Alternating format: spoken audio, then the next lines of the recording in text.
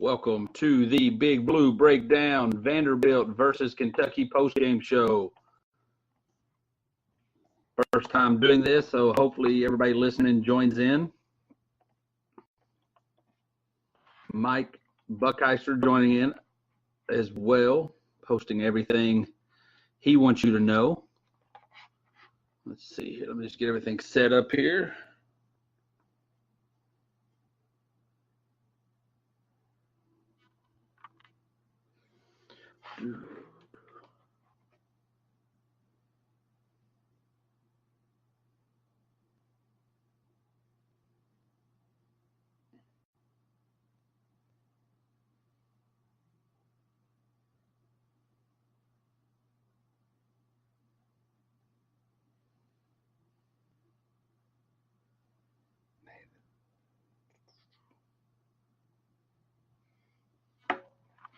Right now, sharing this out to all my fellow Big Blue Nation members.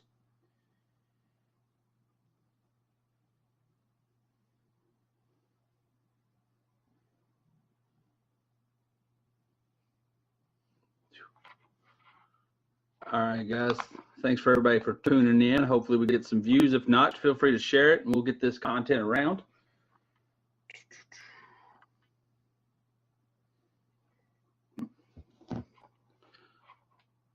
All right, guys.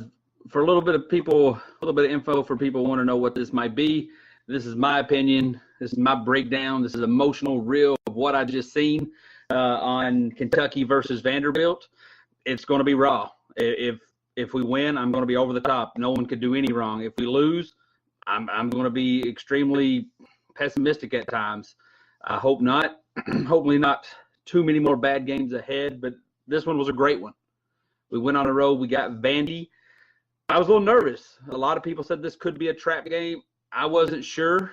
We'd been playing really well. We choked away one down in Alabama. We made up for it with a win at Auburn. I kind of thought we may end up dropping it to Kansas, got it done. Then I started being curious, was this the game we was going to lose? We went out tip-off to end, played great. Obviously, a lot of people is going to be – I mean, if you want to be a skeptic, you can be pretty frustrated that a lot of threes, which is probably the worst thing that we're doing right now is guarding threes. A lot of threes started falling late in the throughout the second half. But I'm okay with it. I mean, look, it is what it is. You get up 30 points, you hold a team to 15 and a half, you're not going to be able to come out with that same energy. I'm okay with it.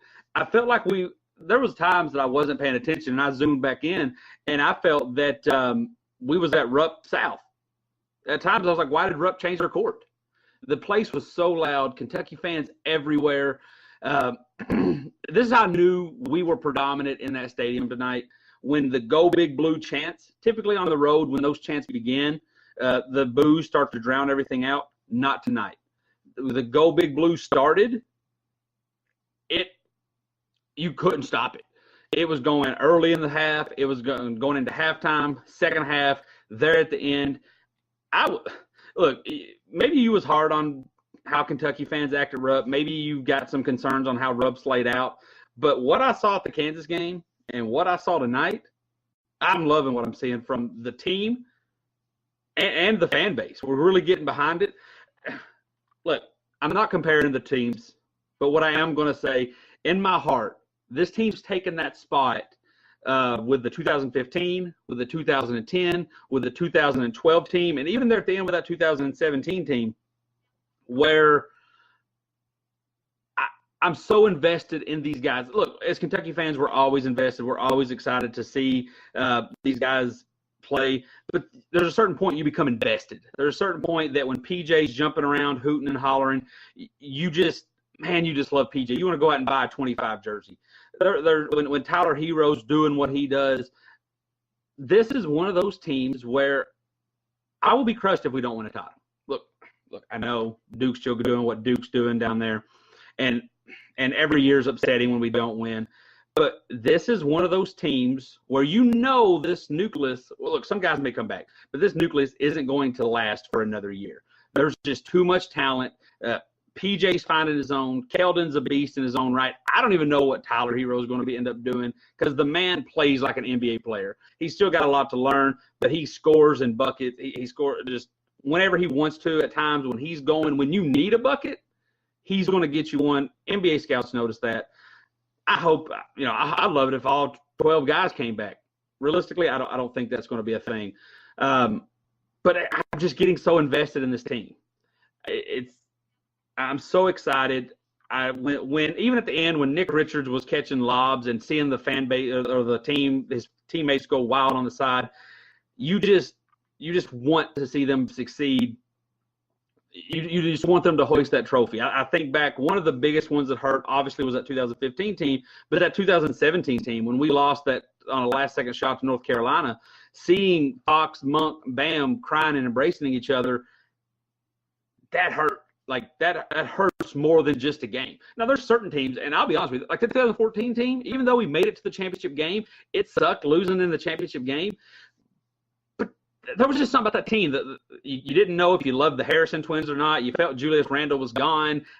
You didn't really know. It was tough to really get behind that team. Maybe it's because they really struggled until March, till the tweak. This team, though, man, I'm right there. I need them to win, and obviously, more than ever, I think this team's going to crush me if we can't get it done. Now, I know halfway through the season there's still a lot going on, but this is just one of those. This is just one of those that. This is one of those teams, and I'm there. I'm everywhere. I'm following them on social media. I see one of our editors asked in here, who was tonight's MVP? It had to be PJ. I mean, PJ's playing like a man possessed. PJ's playing like I thought. If PJ would have played like this last year, we were at least going to the Final Four. PJ showed this aggression against K-State in the Sweet 16, but he couldn't hit it when he got to the foul line. This is a PJ that is doing everything. He's hitting free throws. He's defending. He's grabbing rebounds. He's hitting mid-range jumpers. He's hit three-pointers. He's doing it all. So that's where I'm going to start. I'm going to start by giving grades out to all the guys who played tonight. PJ gets an A+. I mean, this is one of those games that PJ was feeling it. He could have went for 40 if the game called for it. The game didn't. He was able to put up, what was that? I believe 26, and I think he did have a double-double. But, he had a 26 and 11. I mean, Cal says he might be the best player in the country. I don't know. I don't know where he'll go if he goes pro, but he's one of the best players on this team. He's what we need to be holding up, to be playing in April. I think that's the goal for everybody, especially this team, to be playing in April. PJ came out there, dominated, really entirely. Look, it's Vanderbilt. I know. I'm going to pump the brakes. But just seeing it, Kansas, Auburn, Mississippi State, now Vanderbilt, it's just consistency, and I'm excited to see.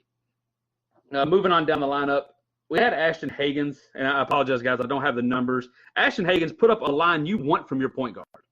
Six rebounds, 8 assists, 7 points. Close to a triple-double, didn't really dominate in any performance. The man hit 2 big three-pointers.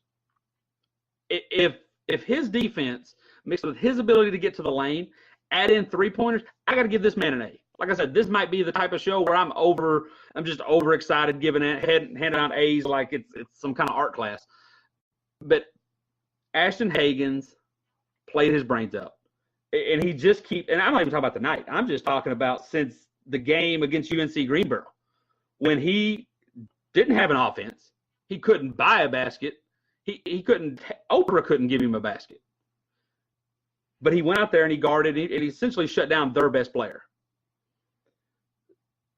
Now, ever since then, he's steals out the wazoo. He started by getting to the basket, wasn't really converting, couldn't get them to go in, but you're just thinking, if this is that type of John Wall, Darren Fox speed, I don't care if he's not finishing because you got to respect it. Then they started to respect it too much, giving him all that space, and rightfully so, he wasn't a good three-point shooter. He's starting to hit them. I'm not telling you he has to hit them great. I'm not telling you he has to knock them out the park. If he can hit us 2, you can't leave him. If he goes 2 for 4 in the first half, you cannot leave him. You got to play up. He'll make you pay. That's all we need from him, because with his defense, his speed, his ability to see. Cal did something awesome when he went to the zone. He started putting him in the middle, so not really at the point position, so he could still facilitate. It led to some good baskets. Tyler Hero went for 12 points, 3 rebounds, 2 assists. It was a quiet 12 points. There was times I forgot he was out there. He had a nice dunk. He had a couple of nice pull-ups. But I think that's great. That's Gabe. Sure. Let me go through some of these players. I'd love to have you on. I had to figure out how to do this on live, but that's what I want to do. I want to talk to fellow Kentucky fans such as myself who's going to be going to work tomorrow talking about this game. Come talk about it tonight. Come talk about it right now. Come talk about it with me. But Tyler Hero, I'm okay with this. I'm okay with Tyler Hero giving me a quiet 8 to 12 because I just know when we go to Auburn, when we go to Tennessee, when we're in the Final Four and there's equally amount of fan base and everybody's screaming and yelling and hating, Tyler Hero's going to be a man. I'm calling it now. So if Tyler Hero wants to, and I don't want to tell you he took the night off. He played great, had a couple good steals, had a nice dunk. But if he wants to be quiet and let some of the guys shadow, you're not going to hear a word from me. Moving on here, Reed Travis. Now, the going's good right now. It's hard to be tough on anybody. I see there might be a lot of people thinking Reed Travis. I mean, he had 3 points, 3 rebounds. He's not looking like he was early, but I think that's okay. We've talked about this on Big Blue Breakdown. Me and Mike Buckheister has had these conversations. Reed Travis was what he was. When that man stepped on the Kentucky stepped on Rupp Arena, when he put on that white and blue, he was who he was. He grew at Stanford. He developed at Stanford. He knew now I have to come in here and be a leader. Everybody else has just surpassed him. Nothing against Reed. It just shows you how strong everyone else is. Yes, his rebound numbers have gone down. But you know who's went up? Quickly, Hagens, Hero, PJ, Richards. Everybody else has surpassed because they're finding it. And I think Cal secretly falls in love with this. This might be a trend of something to come in the future. Because, look, it happens every year. Whether it be Alex Poythress, whether it be Charles Matthews, some just develop faster than others. And sometimes when those freshmen, when those numbers start to go, Scal, Marcus Lee, the list goes on, they go and they sulk. But when you have a fifth-year senior like Reed Travis and he goes for a 3-point, 3-rebound night, you still know you're getting the best from him. Because this is his NBA. I've said that. I don't know if Reed Travis played in the NBA. He might bounce around, find his way in the G League. This is his NBA. He played 4 years at Stanford. He was your basketball player. This is his Hollywood. This is him walking on campus, all the girls waving, all the dudes wanting autographs, everybody wanting his jersey. This is his NBA. I think he's going to come in clutch. Another little fun fact, could be cool, could be scary. In the Cal era, every time he has a player on the roster that is from a major city that the Final Four is in, Cal gets there. 2014, Julius Randle, Harrison twins, was from Texas. Final Four was in Dallas. 2015, Trey Lyles, Indianapolis. Final Four was in Indianapolis. Reed Travis, Minneapolis. Final Four was in Minneapolis. He's not going to be a freshman. He's going to be a fifth-year senior playing on his hometown. I think he prevails. I think we're going to see. I don't think we're done with Reed Travis, but I think we're at that point where everyone else is finding out this new talent. Everyone else is falling in love with their new skill. It's going to take a little bit. Reed Travis has been surpassed, but don't give up on him. He's going to have 5 rebound days. He's going to have 12 rebound days. He's going to have 20-point games. He's going to have 2-point games. I love the fact, like I said, that he's a senior. If he was a freshman, I was a little worried about E.J. Montgomery, the minutes not really going his way, the shots not really falling. I was a little worried early on. He seems to be coming on, but that's that freshman mentality. That's that thing you have to worry about. They're not used to – Reed Travis is used to being the second option. He's used to being the first option. He's used to being the fifth option. And now he comes to Kentucky. He's whatever you need him to be. He's whatever you want from him. Let's look through some of the chats here. John Parm said Nick Richards, hey, absolutely, MVP of the night. He needed that type of game. He did, because he's going to be key to us being successful. Now, he doesn't need to be Anthony Davis. Doesn't need to be any shape or form of it. Can he be Marcus Lee, that Michigan game, 2014? Can he be that every game just a little bit? If he can be that, we're good. I'm telling you, we're good. Let's see here. Yeah, Gabe, I see in here. I like the fact that this is we had demolished a Tennessee team or a Vanderbilt team that took Tennessee to overtime. I'm a little curious to see if the hype was there because that's an in-state rival, that's Kentucky, Louisville type stuff, and then to come back around and play an actual Kentucky team who's equally as good as Tennessee, if not better. I don't know. I mean, I don't want to look too big into the transitive property. Team A beats Team B, so Team B, I did all that. But Craig Smith, I see about the Tennessee game. I'm excited about it. I'm rooting for Tennessee. I'm a Tennessee fan right now. I want Tennessee to be number one when they come to Rupp. I don't like our chances in Knoxville. I'll be honest with you. I'm not excited about it. I'm always excited. But we have a tough set of games. So, but, yeah, I mean, we got Florida at home. That's going to be tough. We got South Carolina. They're scrappy. Frank Martin will have them guys playing. We have Mississippi State on the road. They're going to be wanting revenge. They've been playing this stuff all the way back from the Boogie Call Me days. Yeah. And then you got LSU, who doesn't have a conference loss. They will by the time we face them. And then, then we got Tennessee. So, yeah, that's why I'm going to take a second and go off on a little concern. So when the rankings came out, I'm not surprised we were 7th. I'm just surprised we jumped Nevada, who only has 1 loss, but we were still behind Michigan State, who has 3 losses. They're kind of in the same boat as us, but I feel like we have a better resume. So everything will be okay. There's plenty of games to win. We have potentially a ranked Mississippi State, a definitely ranked Tennessee, definitely twice, another potentially ranked Auburn, questionably ranked Ole Miss, and then Florida, and then, of course, the SEC tournament. There's going to be plenty of times for us to get that 1 seed. I'd given up the fact that there was a potential we could go to Louisville and play in the Sweet 16 and the Elite Eight there, which would be huge for us. No, here comes the Kansas State fans. But now I feel like it's believable. I feel like it's tangible. I feel like it's achievable, and I want it. I'm in the Louisville area. I want to go watch those games. When we got blasted in the game that we shan't mention, when we lost to Seton Hall, I started thinking we're going to have to go out west. I want it now. It's there. It's achievable. I need it. Looking at some of the bench players, obviously Nick Richards, 12 points, 1 rebound. That little jump shot, that little hook shot that Cal loved was huge because that's going to be his bread and butter. He's swatting shots like crazy. My concern with Nick Richards is he's tall, obviously.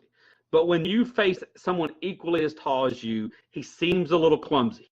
When the guy he's guarding can jump just as high, that was really my only flack with the first half was that he got dunked on essentially because he went up a days ago and the guy went behind him and dunked it in on him. Is when everything's equal, size, strength, Nick Richards gets kind of clumsy. I need the 19-point rebound game. There wasn't nobody on the squad, wasn't nobody on the floor near as tall as him. I need to see more. But I like what I've seen. This is a great game to have him in. You could play majority of the second half. Moving on here, Jamal Baker, he gave me what I want. A couple free-pointers. Is not a liability on defense. I'm happy with that. This is your 10th man. This is your 9th best player. And the guy gives you 6 points, a rebound, and an assist, and doesn't become a liability. We're good. We're good there. Quickly, 6 points, 1 assist, 2 rebounds. I feel like that was the flow of the game. There was really no need that he got involved. There wasn't. I mean, he hit a couple of early shots that set the tone. But the way the bigs were playing, the way Richards and Washington was playing, really no need to get him going. Keldon Johnson, I did pass up him. 11 points, 2 assists. I'm going to give him the same Tyler Hero treatment. Just didn't need him tonight. It was a vacation night. It was a chill zone for him. I'm okay with this. EJ Montgomery. EJ Montgomery's an investment. EJ Montgomery is that company that we all want to invest in because I think it's going to pay off. 4 points, 2 assists, 2 rebounds. If he comes back next year, this is going to be huge.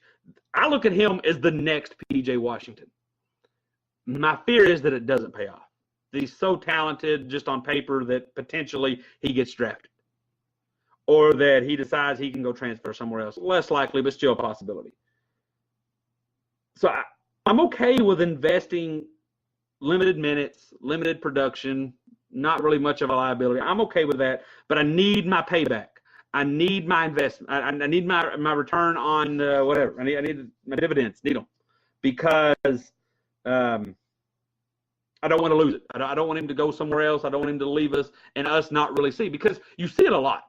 Even that 2015 team, I know he platooned, seeing Devin Booker put up 70, seeing Karl-Anthony Towns abuse everyone, you almost wonder, would we be better off if we hadn't platooned? If we had won the title in 14, did we almost guarantee a title in 15? Because now, yeah, we don't go anywhere near undefeated, but now by the time March rolls around, you got a Trey Lyles, a Devin Booker, and a Karl-Anthony Towns, and a Tyler Ulis that is used to all the shots. They went through their ups and downs. They went through their bumps and their bruises. I'm okay with it. Yeah, if he comes back, if EJ comes back, without a doubt, he is going to be one of the best players. I am excited. If we can get EJ, Tyler Hero, and quickly back, and probably Nick Richards, we need that big because I don't think there's very many bigs in this recruiting class left. If we can get 3 or 4 of those guys, boy, the hype on next year is real. So excited. Let's not get ahead of ourselves. One thing I didn't know, one thing I hadn't seen, I didn't know, draw a blank on his name, Johnny David. I didn't know he had a blue uniform. I say that jokingly. Typically, the blue uniforms are for road games. When Kentucky plays true road games, they're pretty close. We don't really get out there and blow people out like we did against Vandy. So to see him out there in a blue uniform, pretty awesome. Pretty excited about that. Looking through here, let's see. Gabe. Does anyone know how, talking to everybody out there listening, anybody know how I can bring somebody on? I know there's a way. Is there a way to invite yourself on? Because hey, if anybody wants to come on, talk what their thoughts of the game are. Gabe said he wants to hop in here, have a conversation. I'm more than hyped to do such. I just don't know how. Let's see what we can get into. There's something I can break. I can create a poll. Don't want to do that. All right. What's this? What is this? There's something there. I thought I had something. Nope. Didn't have nothing. But for those who joining us, hopping in and out, do I see Reed dropping from the top 25 or top starting 5? I don't. I would actually like to see, and look, I'm no coach. I'm no John Calipari. I don't have the suit on. But what about Tyler Hero coming off the bench in 6th man?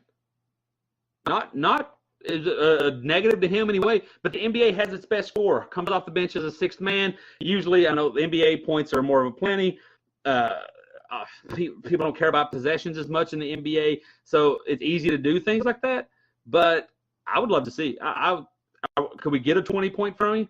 I just want to find ways to get other guys involved. Obviously, I think Cal has this unlocked. Mr. Douglas, we are talking, or Mr. Douglas, I apologize. I don't want to butcher your name. That would be extremely rude. We're talking about post-game Vandy, Kentucky. What's your thoughts? I has handing out a couple of grades. Start EJ over Hero. Only if it's not going to mess with him, Mike. If it's going to mess with him, if he's going to come out there, if he's going to put up shots, if it's going to make him lose his groove, I don't want to mess with it. But if he can give us better numbers, if he can get the most out of him and someone else, I'm all for it. So while I continue to go through here, see what some people's posting. Next game up at Florida. You want to see your viewers and tap me and click. Oh, well, let's see how I do this. Where's my viewers?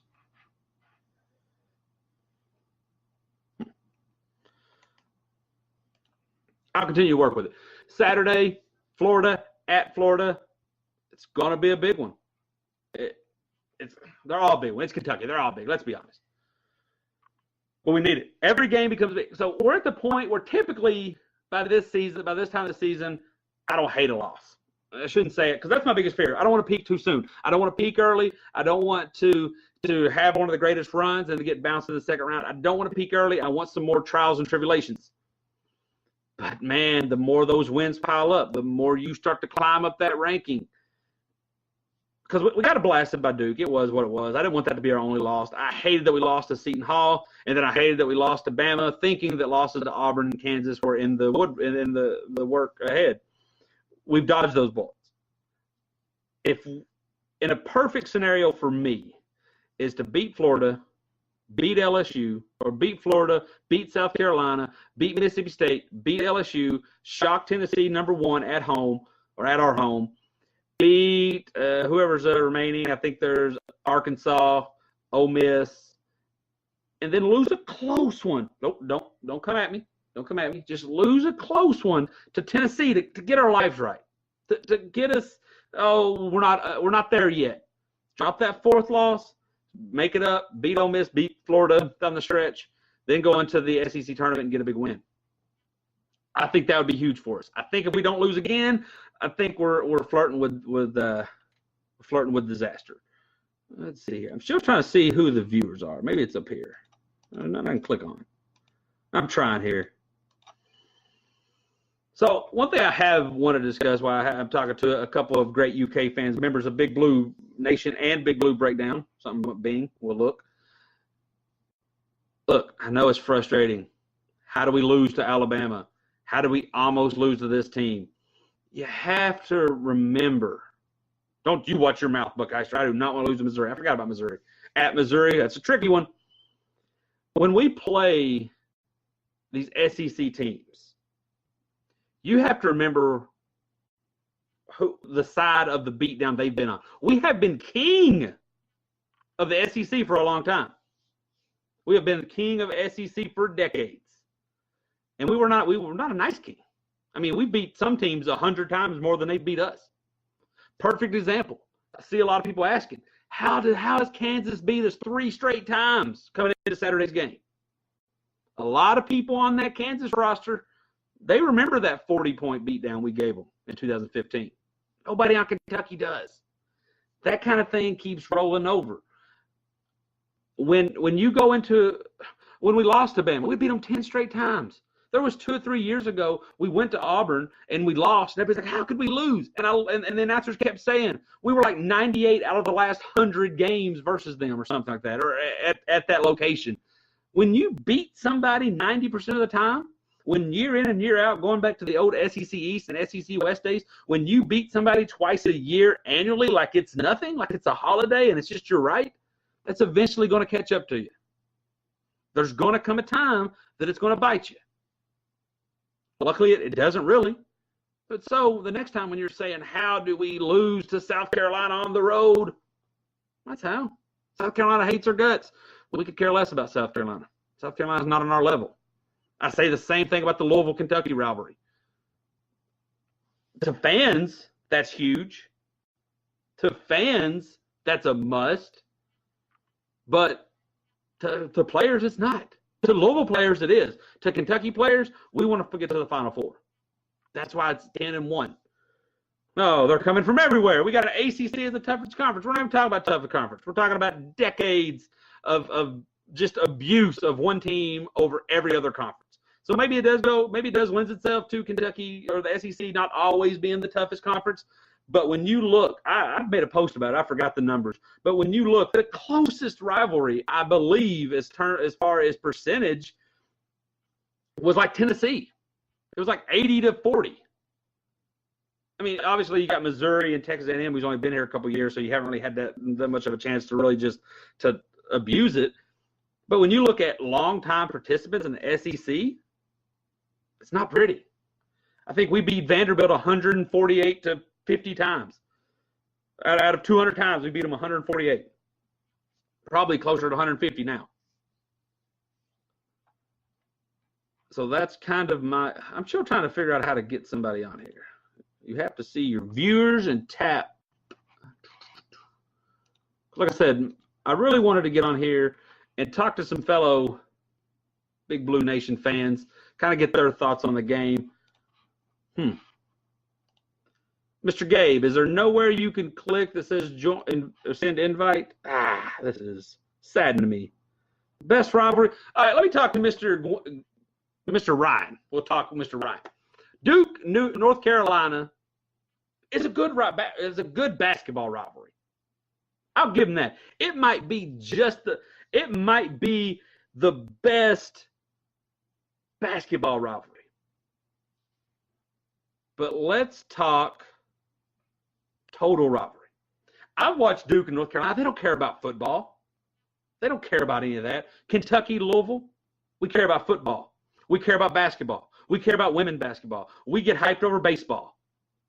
Louisville baseball over here gives free tickets out, or did a couple years ago. But when it comes time to play Kentucky, they're $20. It's just $20, I know, but considering that's a huge markup from the $0 it originally cost. Ohio, Michigan, great football rivalry. Could care less about when they play in basketball. They'll even tell you themselves. Actually, Ohio State and Michigan's playing tonight.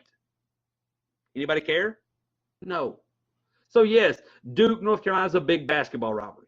Just like Ohio State, Michigan's a big football rivalry. But when you want a rivalry, and it means so much more, not because we're not in the same conference.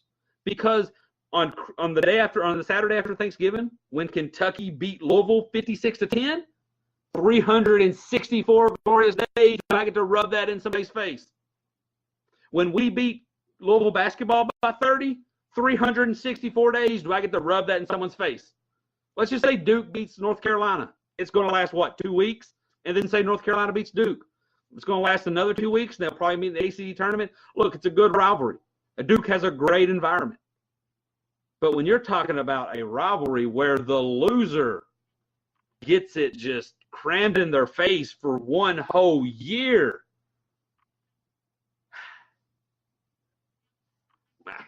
so, Brian, you got me. I think so. There's different levels to a rivalry. There's the fan rivalry, and then there's the player rivalry. The only reason I don't think Kentucky cares about the Louisville-Kentucky rivalry is because those kids aren't from Kentucky.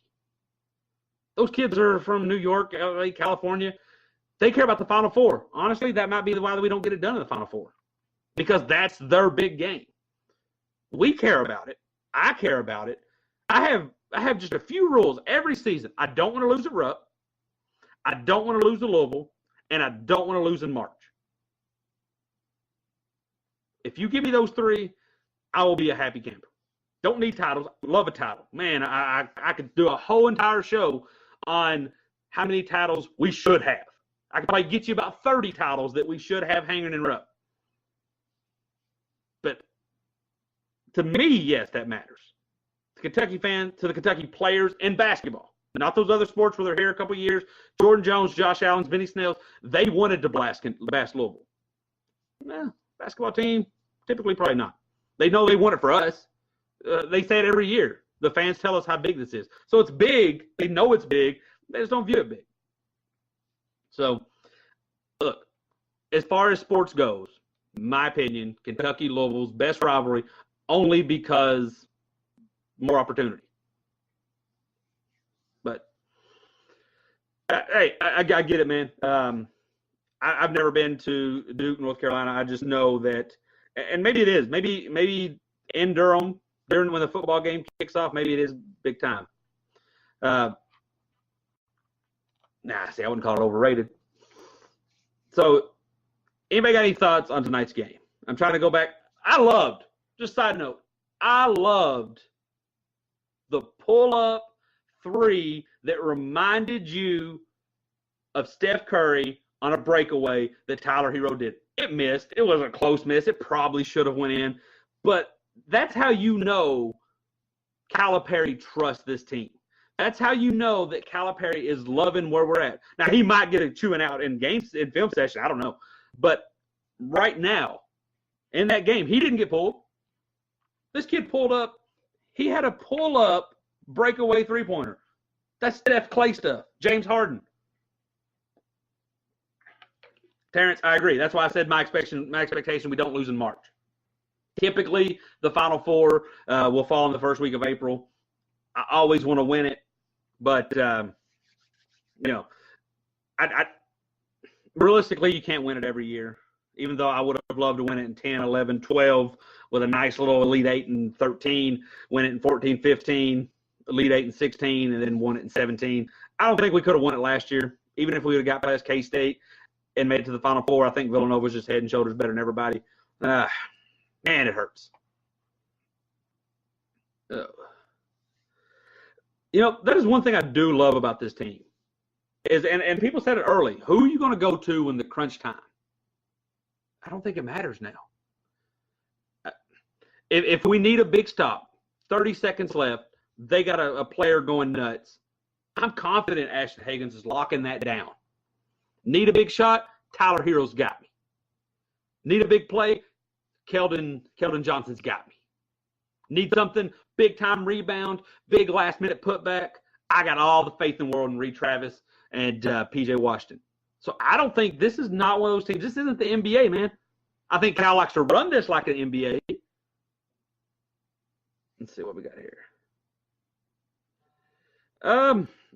Obviously, Derek, yeah, he's going to be a huge key solely because, he's height. He's our best blocker. He could be our potential best rebounder. You can never have too much depth in March. If we can still win it without him, we can win it if he gives us absolutely nothing, but it's going to be a lot tougher as we start to have to work through Gonzaga. Potentially, I know Michigan's always got a big man. Duke and Marcus Bolden, I don't know what his situation is, but Richard, it definitely can't hurt. I think he's going to be a cog. I think our biggest thing is going to be free throw shooting and scoring. I think Ashton Hagans' defense, Tyler Hero. Ashton Hagans' defense brings everyone else's defense up. So I think we have enough to get it done, but I'll never turn away a big man who can dominate.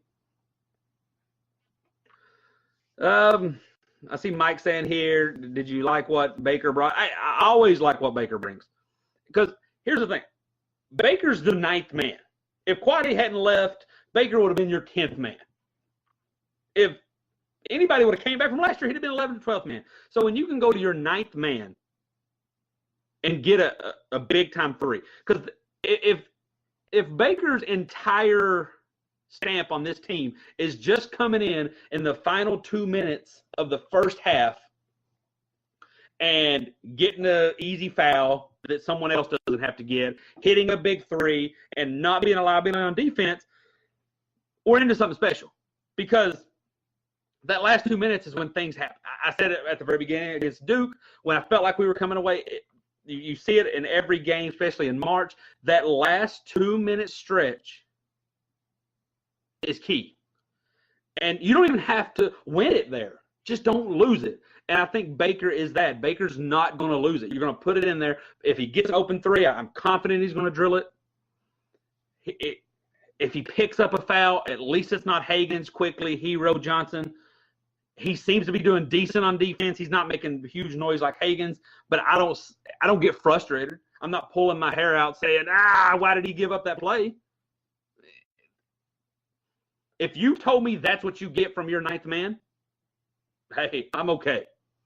Hagans can control a game of his defense, watch how he defends. Hey, absolutely.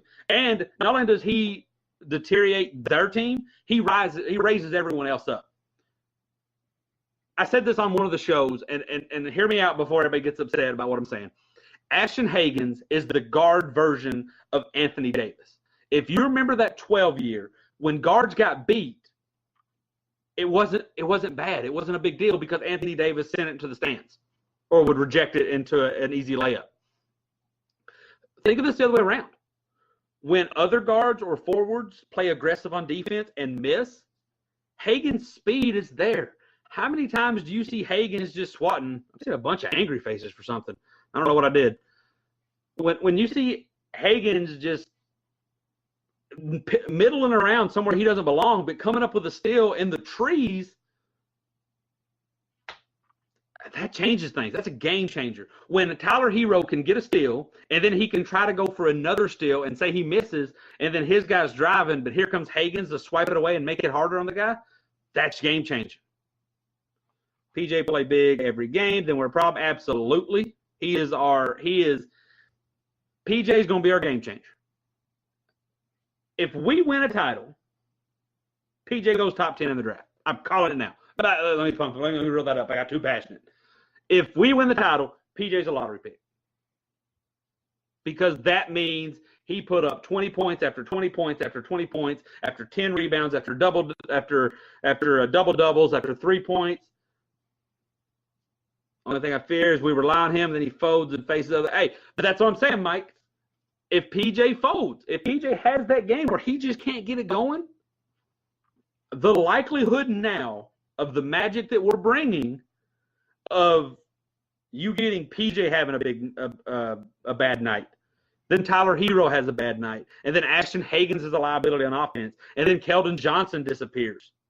The likelihood of those things happening are slim. And then maybe, so then let's just say early on, PJ struggles. PJ can't get it rocking. He just gets it down low, kicks it back out for an easy three. Next thing you know, you're not doubling down on PJ. Next thing you know, he's one-on-one with a good big. I'll take his chances against about anybody. Man, I'm excited about this team. And I was never off the bandwagon. I was never saying this wasn't. You just start. When you start when you have to start worrying about outside liars, that becomes stressful. If we were playing the entire month of March in Rupp Arena, we're fine. We're always fine. But then when you start seeing us struggling, you're like, man, if we have to go out west, man, if we play a team that has A, B, or C, you start getting a little nervous. But now it's one of those teams. It's kind of like 2014 when they went to March and after they beat the first two games, after they beat Wichita State, after they beat Kansas State, and after they beat Louisville, you thought we could beat anybody. Ironically, it was the worst team we faced. It was UConn that got us. But this team right here, I feel like we could win anywhere. We could win on the moon. The game could be in Saudi Arabia. The game could be on Mars. The game could be on Pluto. And I like our chances against anybody that's in college basketball. What would Mike say here? Do you think we have a four-headed monster in the post? I think in a way, yes. In a sense, we have the four-headed monster in the sense that you don't lose. We talk about this a lot, Mike. You don't lose anything when you go away from your star. If there was a pecking order now, it would probably be PJ, it would probably be Reed, Nick Richards, and then EJ. Just because I think when all things are equal, right now, Nick's experience is going to get him over what EJ brings. So my thoughts is that PJ is going to be your man. When we're talking just post, PJ is going to be your man. Reed's going to be your hustle guy. But the fact that you can go to a guy like Nick Richards, potentially, I still need to see a little bit more, and EJ, which he had a big three tonight. But the fact that you can do that and not lose anything or lose as much and not notice it. That's really, we've talked about this a lot, like I said, Mike. That's really the thing that I look. When these bench players come in, when Quickly takes out Higgins, when Baker comes in, I say, do I notice you? Now, if you do something amazing and I notice you, awesome. But I'm okay if I just don't notice you. If I look at the game log and I say, hey, so-and-so on the bench played 13 minutes. Didn't notice it. That's good. That means he wasn't a liability. He didn't cost us. He didn't do anything stupid. He didn't do anything to frustrate Cal, at least at initial sights. So I'm okay with that. PJ keeps getting double-double. He's going to the lottery. Terrence, he still had a couple of missed free throws, but I think he's 50-50. I think what is he overall, 68%? I think he's 50-50. I think he's fine there. I want to see more trash man out of EJ. What? So I see some people in here, and man, I wish I could find out a way to bring somebody on here. What if I did it from my phone? because I want to see how we do compare up against the likes of Duke, Tennessee now. Now that we're ready, now that the eyes are on us, now that we aren't going to get caught off guard, or we don't think our you-know-what don't stink. I want to see what we have. Let's see. There's a bunch of comments here. Hustle plays. I get it. Like 6 people watching. I can't even get to none of you. This is a shame. It's a sham. Hey, Mike, is there like a dot or something you can click on to invite yourself on? Because I use another little platform I used to use. You could hop in. Let's see. There's no team I fear now. Starts Sunday because the end of the boys locked in. Absolutely. Offense leads to defense. Defense leads to offense. I have no problem at any parts of those because breakaways allow easy points. Easy points lets us set up. Feel free to click on Big Blue Breakdown. Join the page. Like the page. We do a twice a week little podcast show. Typically once a it's typically recap preview of the game since now we're an SEC play. We play twice a week. I think we're on. We're gonna figure this out. May not be this episode. Might be after the Florida game. I'm gonna figure this out. Nothing.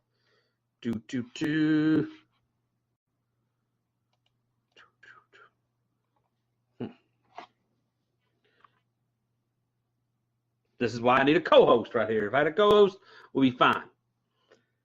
What we have to do is turn our defense into offense. Yeah. And you hear Cal say it, which I thought that was hilarious. On a side note, some of the environment things I've seen, the way that Vanderbilt's court was all screwed up. When Cal was yelling down at the opposite end, it felt like a kid. It felt like some kid or somebody screaming in the background that couldn't hear. Because like you would see Nick Richards get a foul, and then you'd hear somebody go, no, way down at the other end. It cracked me up because he was so passionate.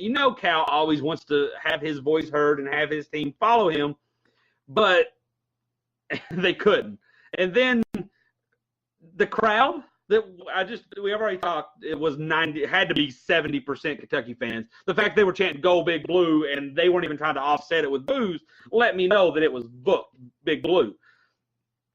But the fact that there was like 5 drunken college students that let out the woo when a three, like they were down 40. They hit a 3, woo, hit a layup. It was Ric Flair in the crowd. Is that what happened? Because it cracked me up. Because you just know it was some college drunk guy who had no classes tomorrow and had nothing better to do than go to this Vanderbilt game. They were getting blasted, the team. He had no reason to leave. And so when they did do 1 or 2 nice things, he felt the need to woo for it. Hey, props to him. Way to be a fan. I just thought it was funny because you knew it was over.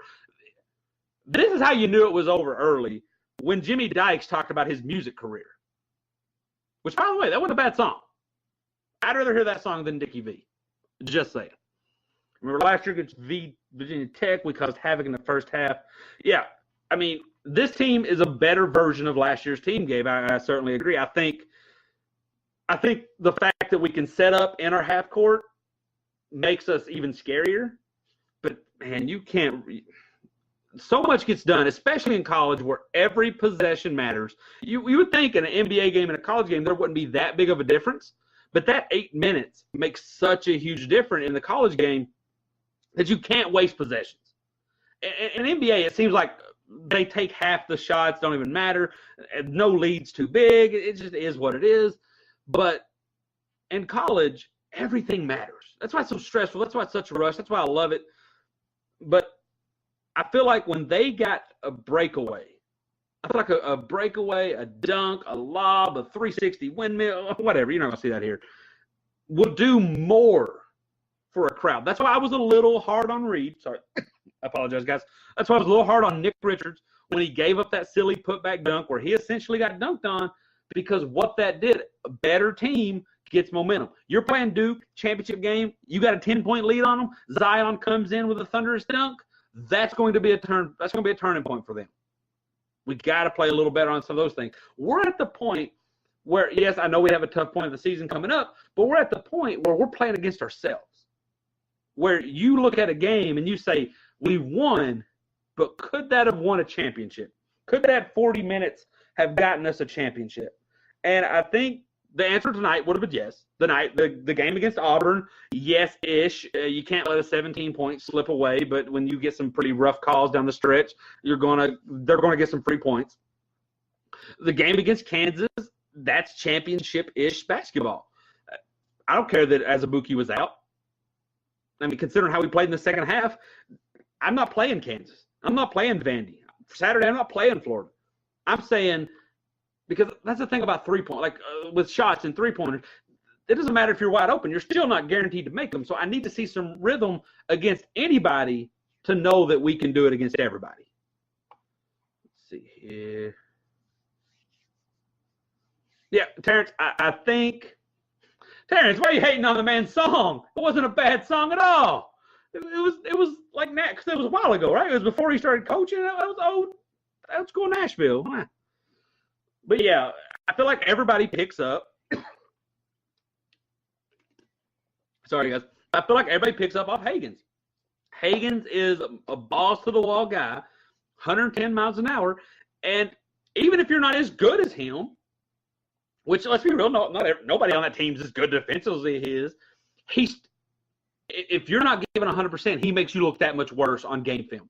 And if for anybody who's ever played any sport, probably high score up, you don't care about making a mistake. You care about, did you lose the game, and are you going to get yelled at in film class, in film study? Hagan's going to get you yelled at in film study. Even if you're not as good as him, if you're playing lackadaisical, lollygagging to take your word on closeouts, you're going to get called out on film study. Hagans does that. Last year was an experiment team. You know, Gabe, I like what you're saying, and I'm sorry if I'm behind here. Last year I felt like was the closest thing to Kentucky rebuilding. And I don't know if it was purpose or not purposely done, but Cal didn't get the guys that – he didn't get DeAndre Ayton. He didn't get Colin Sexton. He didn't get was it Mo Bamba. He did get Kevin Knox. But most of those guys were investments, were your North Carolina recruiting classes. Well, you're good. You have talent at the wazoo, but stay here a couple of years. That's why I hope, even if we win a title, we keep building of it. Because let me tell you, last year was a frustrating year. But if that goes into motion, we could see something special. Fans momentum.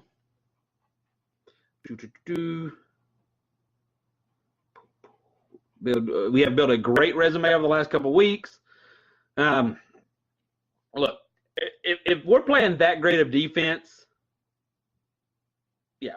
If we're playing that good of defense with the offense that we can get done, I keep looking back at this resume, and I keep thinking, if you told me I would be 18-3, or I think we're 17-3 now. If you told me we'd be 17-3 after the Duke game, I'm good. Because I'm telling you, we lost to Kansas, we lost to Auburn, and we lost to Duke, right? No. I said this on the show. The Duke game was horrible. I hate that I have to keep bringing it up. It's a bad taste in my mouth. But losing to Alabama, losing to Seton Hall, that's fine. And it's easy to say it. The sting's gone. The burn's out of our system. The reason it's fine is because when March rolls around, they're not going to get put, and they do that big 9-hour special. They're not going to put bad loss, good wins. The Seton Hall wouldn't have made either one. If we would have beat Seton Hall, it wouldn't have made the good win column. If we'd have lost we lost Seton Hall. Now, granted, if that's one of the only two losses we have, it might make the column. But it's not like South Carolina. It's not like losing to who was the team? I'm drawing a blank on the team that Stephen F. Austin, or the team that Villanova got blasted by early in the season. You know, those teams just kind of fall through the cracks. And the fact that you didn't lose at Rupp, you didn't lose at home, they were losses that woke up your team.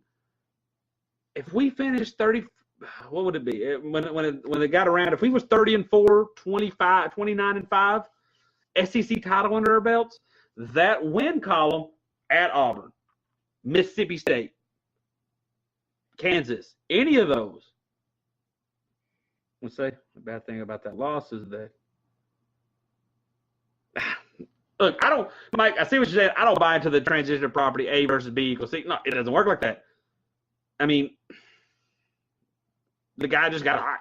Furman. Yes, that's who it was. They lost to Furman, which they actually got ranked off that one for a little bit. So we're down to a couple of viewers. This is about the time that I would wrap this up. Trust me, anybody who tunes into the Big Blue Breakdown or watches this much longer will realize I could talk for hours. Typically, I enjoy having somebody to talk to kind of bounce conversation off of. I'm going to use the final couple minutes here to see. We got something on my phone. We'll see if I can maybe invite somebody in from my phone, because that's what the kids say can happen. But I don't know if I can do it from going live. We just don't like hearing the Dirty Birds took. Yeah, they also beat North Carolina by 20. This year in college basketball, look, has been compounding. When you see Furman, I'm just using Furman for example. I know absolutely nothing about Furman. But when you look at teams like Furman, for example, and you're like, how are they ranked? How are they in the Sweet 16? And you see that they have this guard. And then you look, and the guard actually went to Florida 3 years ago, but got hurt or got in trouble. You know, kids go everywhere. And now this is one thing that I think is going to affect Kentucky, and Cal has to adapt. ESPN Plus plays every Western Kentucky game. Western Kentucky. So I could go to Western Kentucky. Job, what's his name? The Duncan kid, the kid that's whamming on everybody at Murray State. The kid's a top 5 pick. Murray State, sophomore, not even a senior, not even a junior, not like he's done it in March. The kid's a sophomore, dunking on people, playing with heart. He's going to get drafted in the top 5. Kids know they can go anywhere, especially if they try to come to a school like Kentucky or a school like Duke, and it doesn't pan out. Life starts going down the crapper. You start getting in trouble. Maybe you make out with somebody's girlfriend and it gets you booted from the team. I don't know. You can go anywhere. You can go to Tennessee Tech. You can go to the team that beat – I'm drawing a blank because I'm so passionate right now. The team that beat Duke in 2012. Yeah, play design.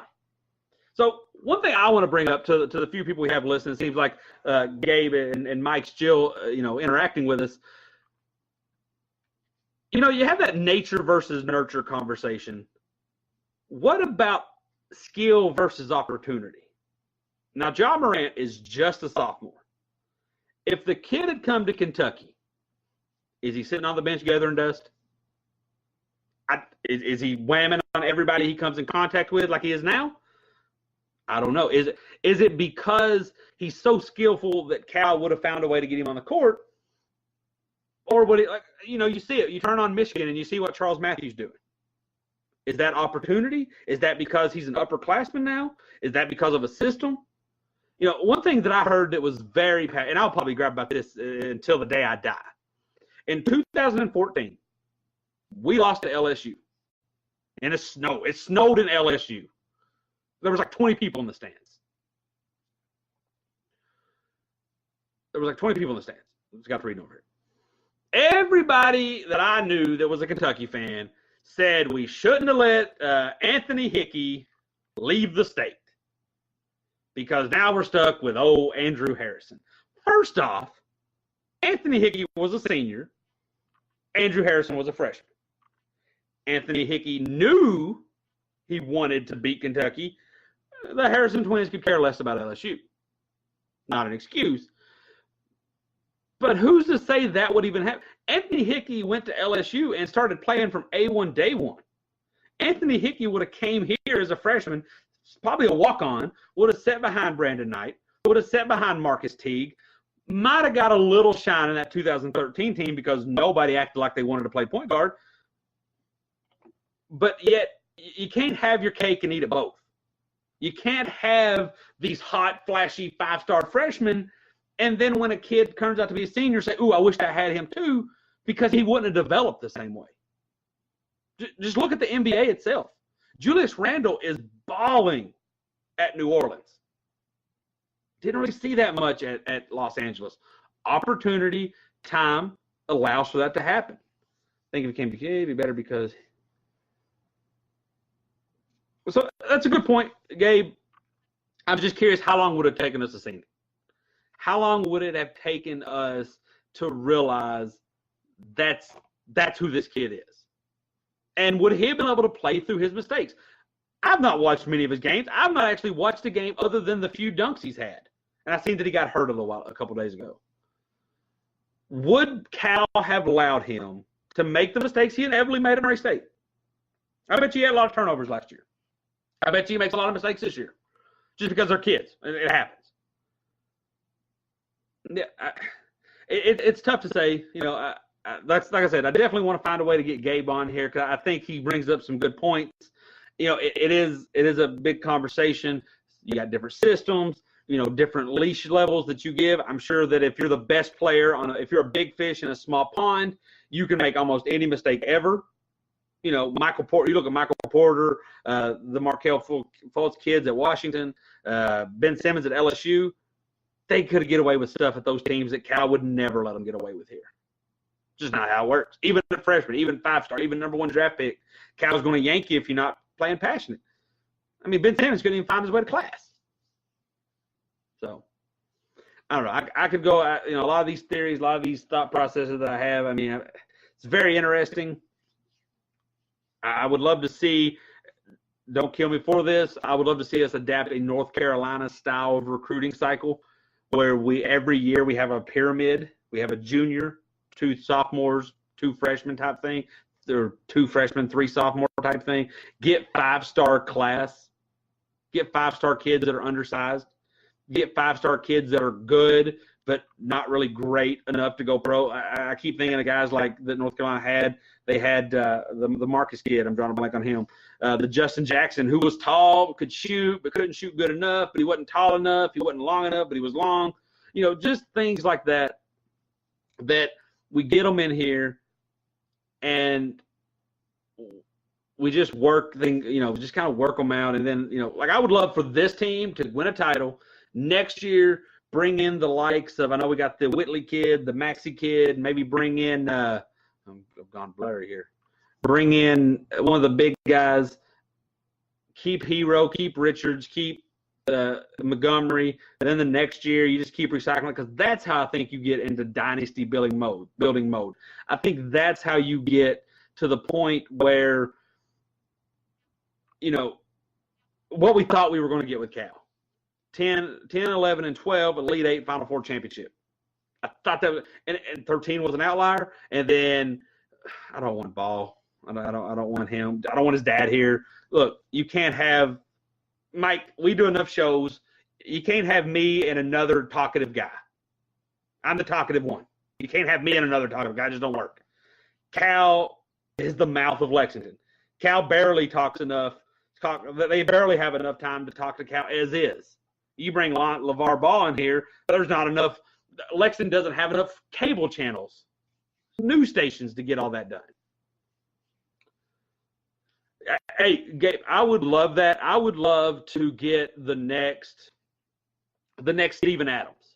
I know he only played 1 year at Pitt, but a kid like that, the kid that, or the 7-foot kid that's 7 foot tall, 120 pounds, and can't make it in the pros yet, but he can outshoot Klay Thompson. That's the kid. Absolutely. There's a lot of them out there. And I think what you're going to see, and we talked about it a little while ago about how you can go pro from any school, I think you're going to see Cal get creative in recruiting. I think you're going to see Cal start realizing I can't just go out here and get best point guard, best shooting guard, best power forward, best center. I'm going to have to go out here and get a guy that should be a senior in high school. I'm going to go out here and get a guy that's overseas. I'm going to go out here and get a guy that's doing A, B, or C and try to make this work. Willie Cauley-Stein, football guy. So I do think that's going to have to happen, especially as these draft things start to pick up, where you can come back after this or guys can transfer. If they make any major rules to the draft or the transfer rules, I think Cal is definitely going to have to get creative in anything that he does. All right. I was close to getting this figured out, I thought. I'm just trying to figure this out so it's good for the next show. And let me know. I don't mind doing this. I love talking Kentucky. I'm in like 900 groups. If you want to, we already do the 2 podcasts. If any of y'all would like to join in and listen to it and join a conversation and have a conversation before tip-off, before the game starts, I don't mind doing that. I'm probably a little bit more high-strung because I'm super stressed out before the game starts. That is what that is. Oh, that's going to be me. Let's see what we can do. I got somebody on my – how do I – well, all I can do is report people's comments from here. So I was going to try to see if I could bring somebody on from my phone. Wasn't working. There's some guys clicking. Yeah, I like what those other teams do. Just North Carolina gets it done. That's why I use North Carolina's talking about rosters and their recruiting, because North Carolina hoists the trophy. Michigan, I mean, if you want to take the one from Louisville and give it to them, they got one, but they haven't got it done. You know, they got there last year, then got embarrassed. What's Chris in here saying? You know, you can mess around with the lineup. I see Chris talking about messing around with the lineup. I'm fine with that. You know the kids better than I do. I felt like last year he would start Nick Richards and then would take him out after 4 minutes and he would never see the field again, or court again. I think that was because he knew the only way to get anything out of Nick Richards was to start him. So maybe that's the type of thing. As long as which, like I said, I trust anything he does. If he comes out here and wants to start all 5 of his big men or 4 of the big men, and then Keldon, if he wants to put Keldon at the 1, Reed at the 2, EJ at the 3, Nick at the 4, and PJ at the 5, I trust him. He's earned that. He's earned that request for me. But I mean, I just as long as he doesn't throw anything out of whack by messing around with it too much.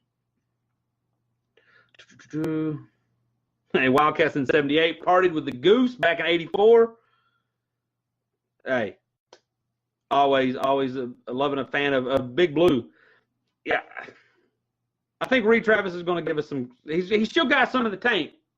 I just think everybody else is coming into their own. He's getting ready for a tournament time, or is it too late? No, it's never too late. I mean, the tweak, the big tweak, that whatever it was, what that was, that happened the SEC tournament. And maybe it wasn't big, maybe it was something minuscule, but it happened. And then next thing you know, we're winning. No, we lost the SEC tournament on a bad play at the end against Florida. And then next thing you know, we're in the championship game. So where are we at here? Look at this. Works. Mullet. The mullet, it's taking some time. It's taking some time. Are you talking about, Chris, you said we haven't seen the best. Are you talking about a mullet, or are we talking about this Kentucky team? Because that's what, like I said, I've said this probably 5-10 times tonight alone. As long as we're not peaking, as long as we can carry this over, because, man, tonight felt special. And I know it's against Vandy. Don't need anyone to tell me that. Don't need it. I don't need that to happen. Vandy's not making the tournament. I get it. Are they 9-10? Haven't won an SEC game yet.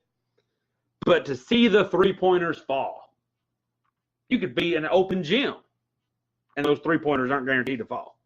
To see PJ, the man could have had 30 if he really wanted it. To see other guys stepping up. What are you talking about? Who? What do you mean, Chris, talking Reed? You're a friend. We're friends on Facebook. Can I bring you on? Oh, I messed this up, didn't I? Thought I did. Get away. I'm still trying to find out because, like I said, great conversation. Shout out to Chris, Mike. You know, they've been a part of the show. Gabe, Chris. There was a guy up here earlier. He had to bounce out. I think his name was Terrence. Made it a blast. This is what I love doing. I love talking. Limit turnovers and force them tonight. Yes. Hey, that was so frustrating. I think we had 1 turnover at half. And we ended up the game with 7 or 8. And they were foolish. They were at the part of the game where you've checked out. You're just having fun. It's hard to bring that intensity.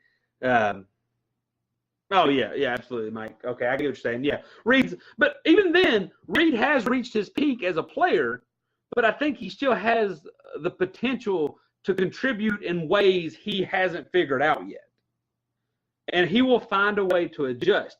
I think he's good like that. I said this earlier. That's the difference from having a guy who's maxed out who's a senior opposed to a guy who maxed out as a freshman or a sophomore. They get their heads down. They don't know what to do. They go tuck it between their legs. They go call mommy. They talk about transferring. They don't know what to do. Reed's done. Reed's got college basketball figured out. He has done everything he can do in college except play on a big stage and win a title. So when he struggles, he knows, let me just figure this out. Let me just do something else. Let me just find out how I can be productive because everyone else is out rebounding. The man's what, 23, 24, which isn't sounding that old, but what is this, his fifth year of college basketball? Tired legs. What we got going on down here? Oh, I broke it.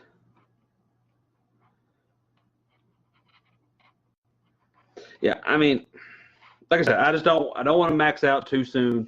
We have a really good team. I said this at the beginning. This goes into the rarefied air for me with 2010, with 2015, with 2012, and with a little bit with 2017. That these are teams, they're not as, this team is on the par with those yet, but they have my heart and investment majority of the season. I felt like the 2012 team, the 2014 team, the 16 and 18 team, you rooted for them, you liked them, but you never really was there. It was like you just did it as you cheered as an obligation, and once March got there, he was like, oh, let's see what we can do. This is a team, when I see Hagens getting pumped up, when I see Keldon Johnson hug Tyler Hero, when I see Tyler Hero look and smirk in the camera before shooting a big free throw, these are moments that I need. I personally need this to end in a title. I need that because I'm that invested in this team. And it's slowly but surely. So, I don't know. And I'm going to take a second because it's just things spewing right now because, like I said, I'm passionate. It's a hype game. What's going on here? Heart to heart. Is it? Make it to the finals. You talk about the finals, like the championship game? What happened to me? Oh, I lost me. There I am. I mean, it depends on how you lose. There's certain losses that hurt worse than others. I mean, if we lose to Duke, Louisville, one of those teams, I'll probably need a pretty big shoulder. Any loss at all will obviously sting. I don't want to think about it, so I'm not going to answer that question any further. Got a little while before I have to worry about that. So the thing that cracks me up, I get the feeling that everybody that's watching, everybody that's interacting is legitimate fans. You love the ups, you suffer through the downs, but you're still here. My man up here earlier, where's he at? Where's my man that partied with Goose? Chris Whitaker. The man partied with Goose. The Goose. We're all here. We all love this team, good or bad, NIT or national championship brown. But let's talk about let's join a group here and talk about the frustration of the bandwagoners. And I ain't talking about the people who could care less about Kentucky, but when we're winning, they're here. The ones that are here all the time, but insist on frustrating. I'm complaining. You got me flustered. They insist on always complaining, always being negative. The season, it works the same every way except maybe 12 and 15. The season starts, and all we hear is how bad these kids are. PJ's no good. Tyler Hero's overrated. This person's that. Ashton Hagen's too young. This team's so horrible. And then we start to get it figured out. It starts to come together. It's not one person. It's the entire team. It's Cal. It's just working out. Then we lose to Bama. We lose to this little team that we shouldn't have lost to, South Carolina on the road. And Cal's overrated. He can't win with these elite talent. Well, first off, let's pump the brakes. Is this team elite? Because earlier, you just said they were trash and overrated, but now all of a sudden they're elite, and now Cal's overrated. Which one is it, man? Second off, my favorite. I miss the old days. They'll say, I miss the old days. Where'd my Chris Whitaker friend go? When did he say he started watching? In the 70s. My man here, Chris, did you watch Adolph Rupp? Did you watch Adolph Rupp win 4 titles? Because if not, I don't know what better year you're talking about. Because, yes, Cal's had his ups, but he's had his downs. Cal's resume looks about like every other coach we've had since Rupp, if not better. Do you miss the Joby Hall years? 1 title. Rick Pitino, he kind of pretty much merited a couple Elite Eights, a couple Final Fours, and a national title. Do you miss Tubby? Do you miss Gillespie? I bet you miss Eddie Sutton. Which is it? Because when you sit here, and the man's our age, like he's 30 to 60, and you typically not even that old. They're 30 and 40, and they're sitting there saying, oh, I miss the old Kentucky. This is not like it was in the old days. What old days? Because I know you wasn't listening to Rupp on the radio. I know you weren't there in 48 to 51. So what dynasty did I miss? Where? Cal does things a little different. Cal's a little showier than probably other people. Cal gets your hopes up and then dashes them with some one and dones. But what dynasty did I sleep through that it makes you think that he's somehow bringing the program down? I'm just look. Rick had a nice run here. Elite Eight, Final Four, Elite Eight, Sweet 16, Elite Eight, Final Four, and championship, and then a runner-up. Looks about like what Cal's doing here. A little different type of players. I don't know. I just shouldn't have went that tangent. You know, it just feels like, because this is a great night. Like I said, a great win. It's not just this win was great. It's like we just had a great dessert. We just had a great pie, a great piece of cake.